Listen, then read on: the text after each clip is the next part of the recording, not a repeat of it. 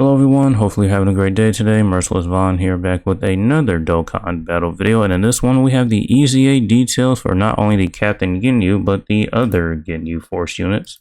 So we're just going to go ahead and take a look at them. Hopefully you enjoy. If you do, leave a like. If you're new to the channel, you have been here for a while, please consider subscribing and help me get to 550 subscribers. So with all that said, let us go ahead and jump into it.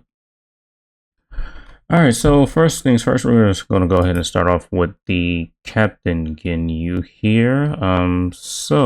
Leader skill is just pretty much going to be the same when he first came out. There's no changes there. But let's see, his passive skill here, true value of the force. Basic effects, attack and defense 200%, launches an additional attack that has a high chance of becoming a super attack. High chance is 50%. So he has a 50% chance to do an additional super, which is not too good in my opinion, but if you get lucky, it'll be nice. Damage reduction rate 20%.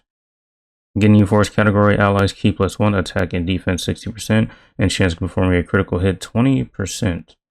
So key support and crit support, which is really good for the Ginyu.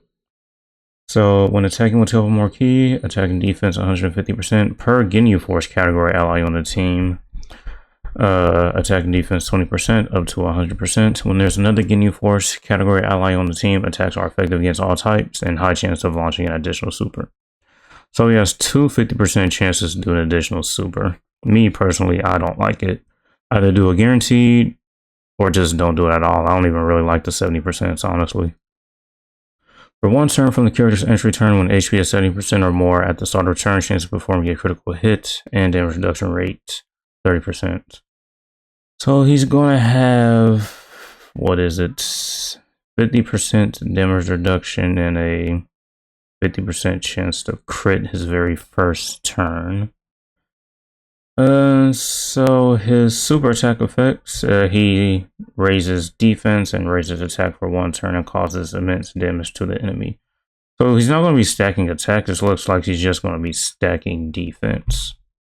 We can take a look at his links here. Freeze's army, gentlemen, respect the Ginyu Force, loyalty, signature pose, and fierce battle. And this is before he changes bodies. Let's see here.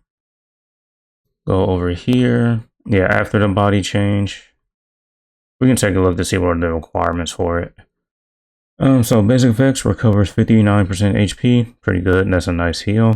Key +1 attack and defense to 50%. Launches an additional attack that has a great chance of becoming a super attack, great chance of 70%.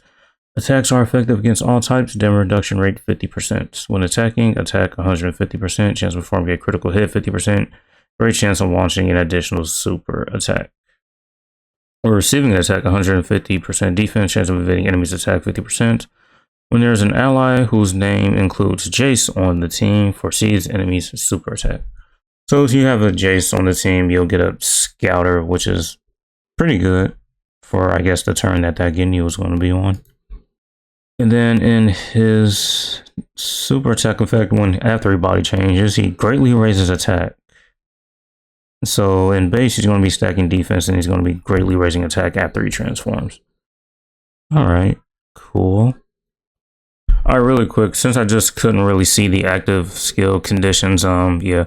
So performance body change can be activated when HP is 70% or less, starting from the 4th turn from the start of battle. So not only do you have to be below 70% HP, you just have to wait till turn 4, which getting below 70% HP is kind of difficult nowadays, but if you just so happen to get it, then you know that's going to be good. Okay, so up next we have Raccoon and Goldo here. Let's see, leader skill doesn't really matter all too much. Take a look at their passive skill here. Basic effects, attack and defense 200%, damage reduction rate 30%, great chance of guarding all attacks, seals the attacked enemy super. After guard is activated, defense 100%, launches an additional attack that has a high chance of becoming a super attack. When attacking with 12 or more key, attack and defense 50%. For every attack received, attack and defense 20% up to 100%.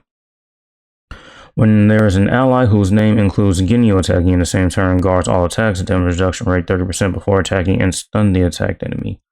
Okay, so that's honestly not too bad. That's a lot better. They're going to have 60% damage reduction before they attack. And as long as there's a Ginyu on that turn, they will be guarding.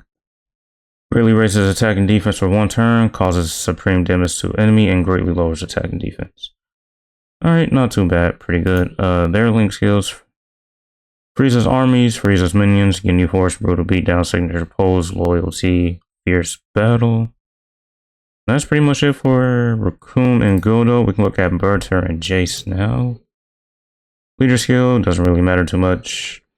Basic effects, attack and defense, 200%. Launches an additional attack that has a high chance of becoming a super attack. Great chance of evading enemies' attacks. Space Traveling Warriors or Special Pose. Category Allies key +3, attack and defense 40%. For every attack performed, attack and defense 50% up to 200. When receiving a super attack, chance of evading enemies' attack 10% temporarily.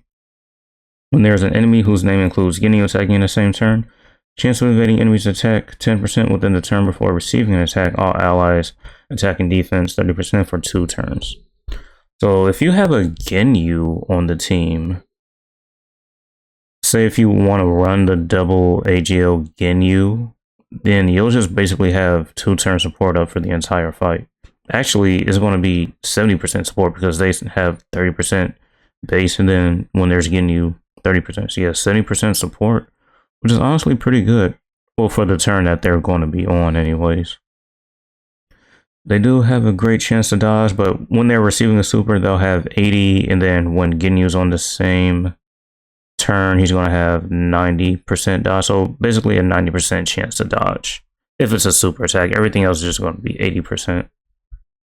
Let's see, their super attack effect raises attack and defense for 1 turn and causes supreme damage to enemy, raises allies attack and defense by 20% for 1 turn.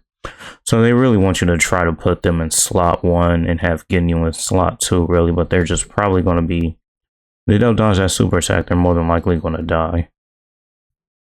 And so that's pretty much it. So yeah, it was either going to be the Gammas or the Ginyus that was going to EZA this celebration. I mean, they could probably still EZA the Ginyu, or the, excuse me, not the Ginyu, the Gammas later on. Maybe after we get the part 2 LR. If there, no, there should be a part 2 LR actually. Yeah, there will be one. But other than that, yeah, overall they do seem pretty solid. But you know, just gonna have to wait until their EZA comes out to see what they can actually do. But anyways, yeah, that's going to be it for this one. Hopefully you guys enjoyed. Thank you for watching. As usual, until next time.